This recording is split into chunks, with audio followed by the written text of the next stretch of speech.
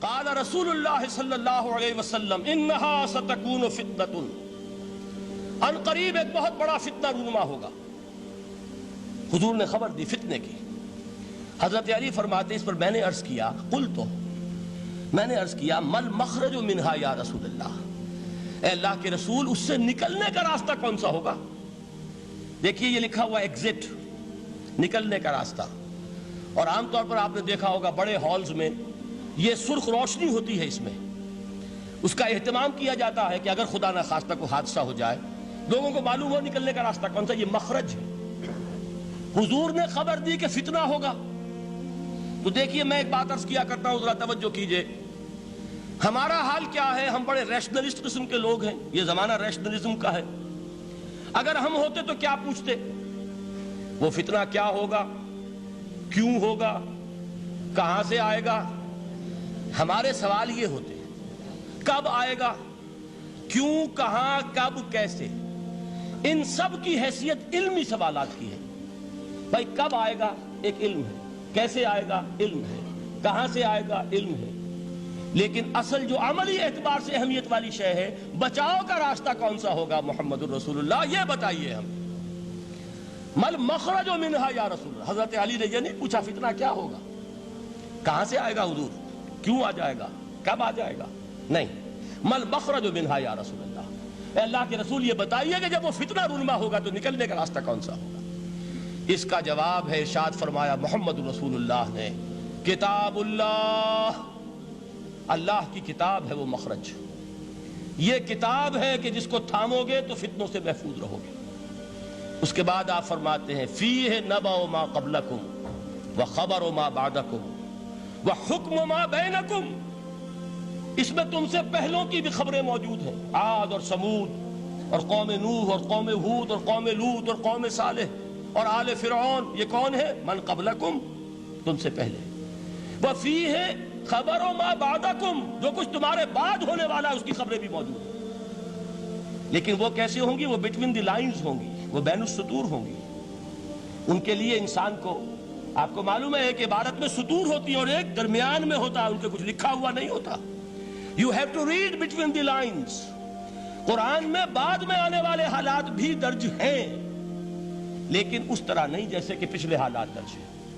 اس کے لیے ذرا ان ڈیپتھ پونڈرنگ اوور، غور و فکر اور تدبر کی ضرورت ہوگی۔ وَحُکْمُ مَا بَيْنَكُمْ، اور جتنے اختلافات تمہارے اندر پیدا ہوں گے تا قیام قیامت، ان سب کا فیصلہ بھی اس کتاب میں موجود ہے۔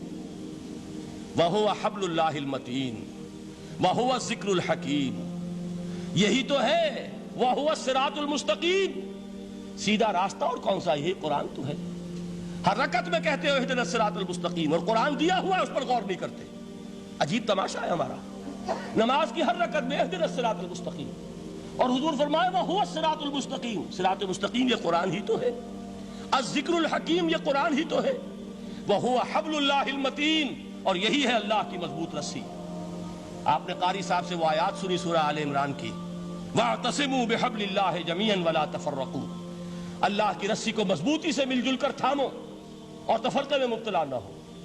تفرقہ ہوگا تو کیا ہوگا؟ تمہاری ہوا اکھڑ جائے گی۔ آج آپ کو معلوم ہے دول عرب اگر یہ یکجا ہو جائیں، ایک دن کے لیے اسرائیل قائم نہیں رہ سکتا، امریکہ نہیں، امریکہ کا باپ اسے قائم نہیں رکھ سکتا۔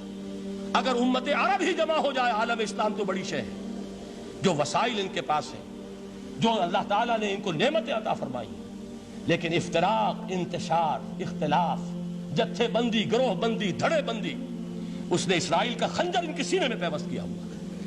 اس لیے کہ فَتَذْهَبَ رِيحُكُمْ، اگر تم اختلاف کرو گے تو تمہاری ہوا اکھڑ جائے گی، آج وہ ہوا اکھڑ چکی ہے۔ تو فرمایا وَاعْتَصِمُوا بِحَبْلِ اللَّهِ جَمِيعًا وَلَا تَفَرَّقُوا، اللہ کی رسی کو مضبوطی کے ساتھ مل جل کر تھامو اور تفرقے میں مت پڑو۔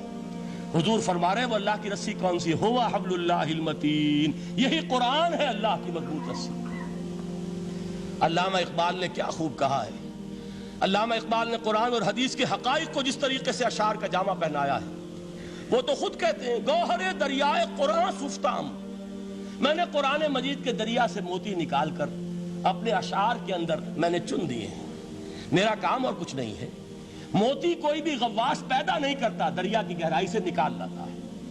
یہ میری حکمت نہیں ہے جو میرے اشعار میں ہے، یہ میں نے قرآن مجید کے دریا میں غوطہ زنی کر کے اس سے یہ موتی نکالے، گوہر دریائے قرآن سفتام۔ اب دیکھیے اسی حدیث کے اس ٹکڑے کو کیسے شعر میں لائے ہیں۔ از یک آئینی مسلمان زندہ است، پے کرے ملت سے قرآن زندہ ہست۔ مسلمان کی زندگی تو ایک آئین کے بدولت ہے، یہ آئین قرآن، جو کہا تھا کبھی قائد اعظم مرحوم نے جب پوچھا گیا تھا کہ آپ کے پاکستان کا دستور کیا ہوگا، کیا فرمایا تھا، یاد کیجئے۔